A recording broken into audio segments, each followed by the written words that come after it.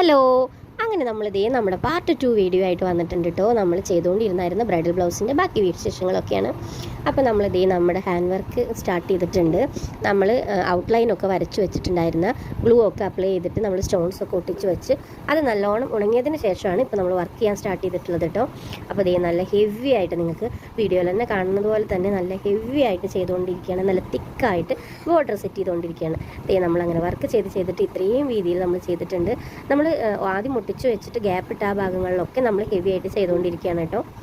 ആദ്യം നമ്മൾ ball ചെയിനും stone ചെയിനും ഒക്കെ യൂസ് ചെയ്തിട്ട് ലൈൻസ് ചെയ്തു, ബോർഡർ സെറ്റ് ചെയ്തു.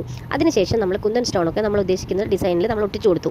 ഇത് രണ്ടും നന്നായി ഉണങ്ങിയതിന് ശേഷമാണ് അതിൻ്റെ എല്ലാ ഗ്യാപ്പും നമ്മൾ ഫില്ല് ചെയ്തിട്ട് ഹാൻഡ് വർക്ക് ചെയ്തുകൊണ്ടിരിക്കുന്നത്. ഓരോ ഡിസൈനിലും നമ്മൾ ബീഡ്സ് തുന്നി ചേർത്ത് ഡിസൈൻ ചെയ്തുകൊണ്ടിരിക്കുകയാണ്. നമ്മൾ വർക്ക് ചെയ്തുകൊണ്ടിരിക്കുമ്പോൾ തന്നെ നമ്മുടെ ബ്ലൗസിൻ്റെ ഹാൻഡിന് നല്ല വെയിറ്റ് തോന്നാൻ തുടങ്ങിയിട്ടുണ്ട് കേട്ടോ. ബോർഡർ ഹൈലൈറ്റിംഗ് വർക്ക് ആകുമ്പോൾ നമ്മുടെ ബ്ലൗസിൻ്റെ ഹാൻഡ്സിന് നല്ല വെയിറ്റ് വരും.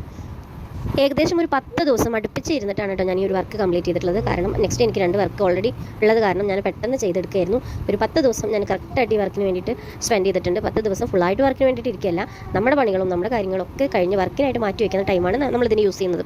അങ്ങനെ ഞാനൊരു ഗ്യാപ്പ് ഇടാതെ, ഒരു ദിവസം പോലും ഗ്യാപ്പ് ഇടാതെ 10 ദിവസവും ഡെയിലി കുറച്ച് സമയം വർക്ക് ചെയ്തിട്ടുണ്ട്.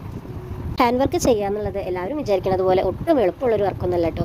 നല്ല കഷ്ടപ്പാടുണ്ട്. നമ്മൾ ഇരിപ്പിൽ ഒരു 1-2 മണിക്കൂറൊക്കെ ഇരുന്ന് വർക്ക് ചെയ്തിട്ടുണ്ടെങ്കിൽ നമുക്ക് അവിടുന്ന് നമ്മൾ ഇരിക്കുന്ന സ്ഥലത്ത് നിന്ന് എണീക്കാൻ പറ്റാത്ത തരത്തിൽ ബാക്ക് പെയിനും ഒക്കെ നമുക്കുണ്ടാവും.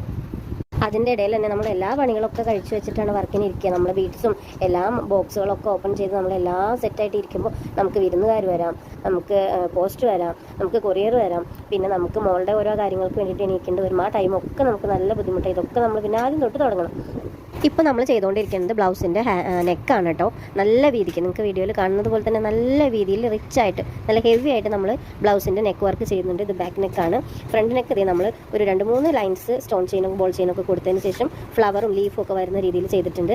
ബാക്കിൽ വള്ളി കൊടുത്തിട്ട് വള്ളിയുടെ എൻഡിൽ നമ്മൾ ഇതുപോലത്തെ ടാസൽസ് കൊടുത്തിട്ടുണ്ട്. ആ ടാസൽസിൽ തന്നെ നമ്മൾ ഹാങ്ങിങ്സ് ചെയ്തിട്ടുണ്ട്.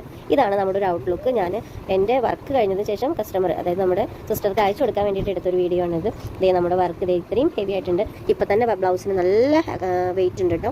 അപ്പോൾ നമ്മൾ ഇത് സ്റ്റിച്ചിങ് ചാർജ് ഉൾപ്പെടെ 3000 രൂപയ്ക്ക് ചെയ്തിട്ടുള്ള ഒരു വർക്കാണ്. അപ്പോൾ ഇതുപോലെയുള്ള നല്ല ഹെവി ആയിട്ടുള്ള ബ്രൈഡൽ ബ്ലൗസിന് നിങ്ങൾക്ക് കോൺടാക്ട് ചെയ്യാവുന്നതാണ്. എൻ്റെ ഇൻസ്റ്റാ പേജ് സഹാന ഡിസൈൻസ് എന്നാണ്. അപ്പോൾ എല്ലാവർക്കും വർക്ക് ഇഷ്ടപ്പെട്ടു എന്ന് വിചാരിക്കുന്നു. Thank you for watching.